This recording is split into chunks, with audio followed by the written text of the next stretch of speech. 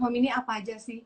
Kan ini praktek tutup, tapi saya lihat kayaknya orderan kenceng terus dok. Ya, karena kita selama ini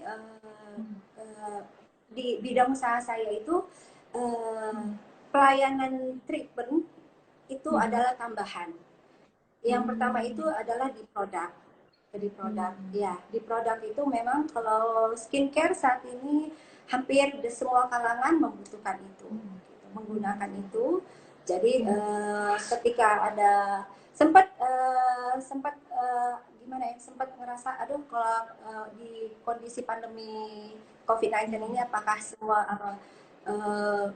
pengguna konsumen akan jauh menurun. Berkurang. Ternyata ya ketika saya mau tutup ya konsumen komplain karena mereka bilang oke deh perawatan ditutup, tapi tolong jangan ditutup untuk pembelian Pemesanan produk, obat, pemesanan krim. pemesanan obat. Jadi yang biasanya langsung ke praktek semua dialih secara online. Kita sudah mulai sejak kemarin ketika mau apa ya, ada iya, sejak 2 bulan yang lalu, sejak isu mau lockdown, pokoknya begitu pandemi COVID-19 ini semakin meningkat di Indonesia, saya udah mikir, oke, semua untuk keamanan karyawan keluarga saya tutup praktek, tapi pelayanan dialihkan ke online. Jadi work from home-nya memang bekerja, tetap berfungsi. Baik. Tapi dok, walaupun nggak lockdown, dokter pun bisa dikatakan berhasil bekerja di dalam rumah sebenarnya.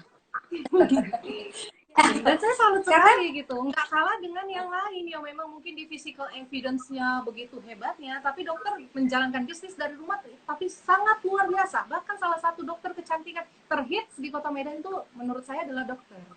Gitu.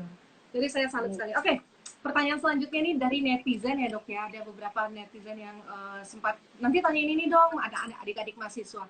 Adik-adik mahasiswa bilang tema kita kan Bu, siapa bilang sukses berbisnis itu harus dari orang kaya. Nah, saya tahu betul dokter Tika ini adalah anak yatim. Ya dok ya, anak yatim yang udah nggak ada lagi ayahnya gitu ya. Jadi adik-adik ini mahasiswa ini penasaran, mungkin dari orang kaya nih dokter Tika. Nah, pertanyaannya adalah, dok, tolong dong ceritain awal mula dokter memutuskan akhirnya membuka usaha sendiri dan bisa apa ya? Kan dulu dokter dengar-dengar katanya bekerja di tempat lain, di sini gitu. Tapi tiba-tiba akhirnya memutuskan untuk membuka usaha sendiri. Oke, kalau ya sempat dulu merasa kalau kita udah jadi anak yatim, kita nggak punya masa depan yang cerah.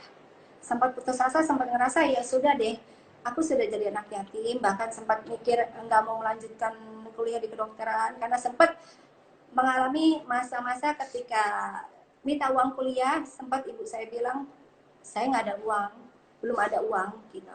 Kita waktu itu saat itu memang lagi ada kesulitan ekonomi, jadi sempat mikir oh ya sudah nggak mau nyusahin orang tua, saya stop dulu kuliah saya. Makanya kuliah saya itu lama selesainya, saya termasuk mahasiswa abadi ya, saya masuknya di 2000. Karena harus jujur ya sama adik-adik siswa biar ngasih semangat ke mereka gitu. Ketika mereka punya kesempatan untuk sekolah setinggi-tingginya, gunakan itu, jangan disia-siakan. Karena apa, masa depanmu itu ada pada dirimu sendiri. Kalau selagi masih ada orang tua yang support, gunakan sebaik-baiknya gitu. Jadi saya itu masuk di kedokteran itu tahun 2000 dan saya wisudanya itu tahun 2011. Amazing gitu, sempat mikir nggak mau melanjutkan, sempat cuman kala itu waktu itu teman-teman sepermainan saya sudah ada yang tamat S2, sudah ada yang masuk spesialis, dan saya dokter pun belum. Di situ saya ngerasa ya termotivasi loh, teman-teman saya udah punya masa depan, saya seharusnya bisa asal saya mau gitu, asal saya mau menjalani semuanya, semangat dan bekerja keras, insya Allah bisa. Dan alhamdulillah dokter saya selesai 2011, 2012 saya nikah, lalu saya coba sempat kerja di klinik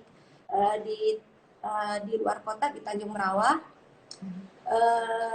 tapi mungkin agak bentroknya karena saya ngerasa, oh kalau saya hamil, bagaimana? Apakah saya harus setiap hari seperti ini? Akhirnya saya memutuskan passionnya saya memang di kecantikan. Jadi kita ketika mau buka usaha itu dilihat di mana passionnya kita, di mana kita menguasainya.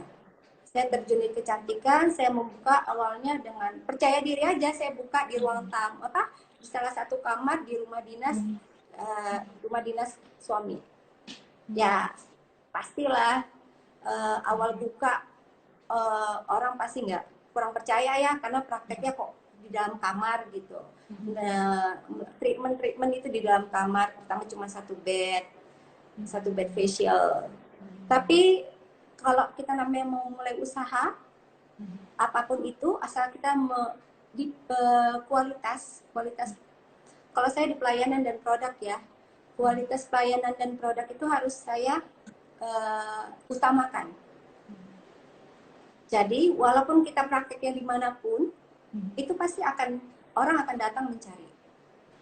Baik, dan saya memang mengikuti Dokter Tika ini emang dari awal gitu ya. Jadi saya lihat betul gimana beliau itu membuka prakteknya itu masih satu bed, dan di kursi pelayanannya di kursi konsulnya di bawahnya itu ditaruhnya kasur, anaknya tidur di samping ketika sedang berkonsultasi. Dan saya melihat itu wow gitu loh. Dari memang benar-benar zero sehingga sekarang menjadi hero yang mempekerjakan banyak karyawan yang banyak sekali